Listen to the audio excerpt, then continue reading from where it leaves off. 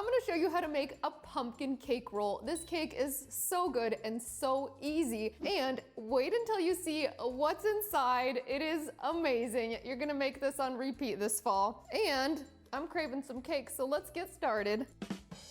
We'll start with some quick prep. Preheat your oven to 375 degrees Fahrenheit, then generously butter a 13 by 18 by 1 rimmed baking sheet. Make sure you grease the bottom and sides of the pan, which will help the parchment paper stick better. Now line with a large sheet of parchment paper. You want it to go up the sides of the pan. Then butter and lightly dust the parchment paper with flour. This quick prep will make it much easier to release the cake from the pan after it's baked.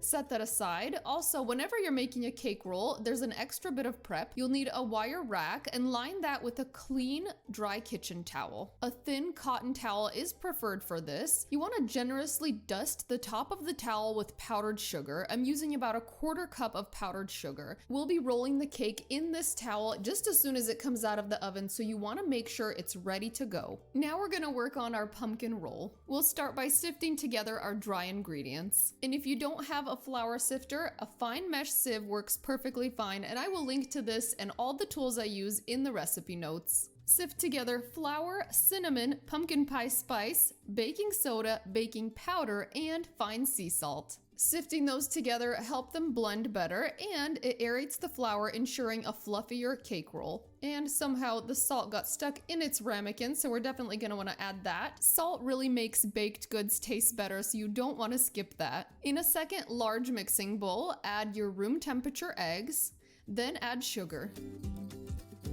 Use an electric mixer, or you can use a stand mixer, and beat that together for 5 minutes on high speed. When it's done, the mixture should be lightened in color, thickened, and fluffy. Next, add your pumpkin puree, and my favorite brand here is Libby's. I love how thick and rich it is in color and flavor. I'm definitely a fan. It's also my favorite brand to use for homemade pumpkin pie, and if you haven't tried that recipe, you definitely have to put it on your list for fall. Measure out 3/4 of a cup. Also, another tip for baking success: if you keep your pumpkin puree in the refrigerator, make sure to bring that to room temperature before using it in your baking projects. Add your pumpkin puree and blend on low speed just until incorporated. Now add all of your flour mixture and continue mixing on low speed until all of the flour is blended in. You don't want to overmix this either. Stop mixing when you no longer see any streaks of flour, and it's always a good idea to finish it off with a spatula, scraping the bowl to make sure you didn't miss any pockets of flour at the bottom. Transfer all of the batter to your prepared baking sheet. Spread that evenly into the pan, and it will be a thin layer. I find it helpful to use an offset spatula to spread the batter all the way to the edges.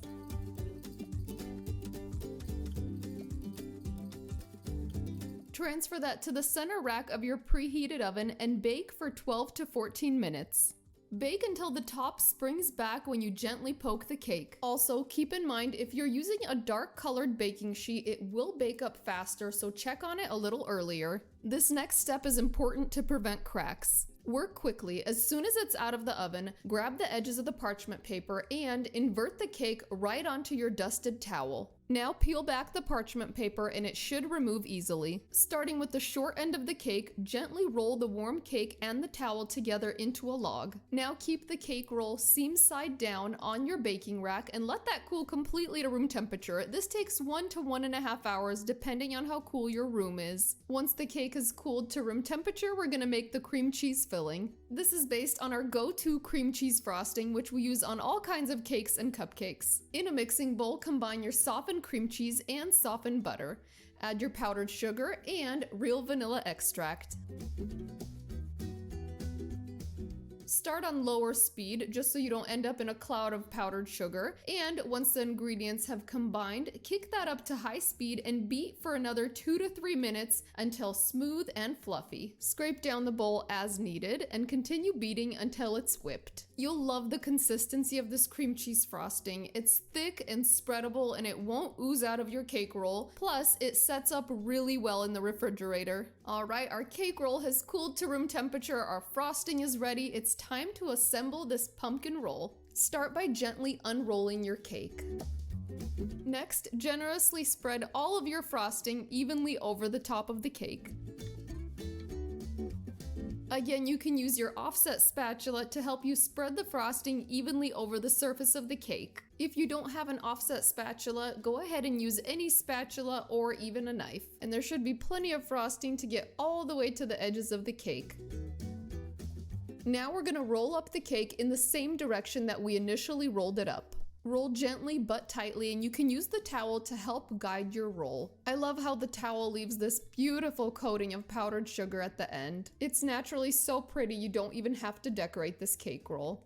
You can trim off the ends for a prettier presentation if you want to, and enjoy those as the chef's sample. All that's left to do is to transfer your cake roll to a serving platter and serve, and if you want to, you can add a little extra dusting of powdered sugar to the top. If you are making this ahead, you'll want to cover that with plastic wrap and refrigerate, then dust with a little more powdered sugar just before serving. I'm excited because it's taste test time, and oh man, I told you this was simple to make. A pumpkin roll is like probably one of the easier cakes you'll make, and I just cannot wait to dig into that. So that's exactly what we're gonna do right now. We're just gonna slice, and the beauty of this is it's already finished and decorated just with that little bit of dusting of powdered sugar. It's so easy. So just slice into whatever thickness you like and enjoy. Here we go.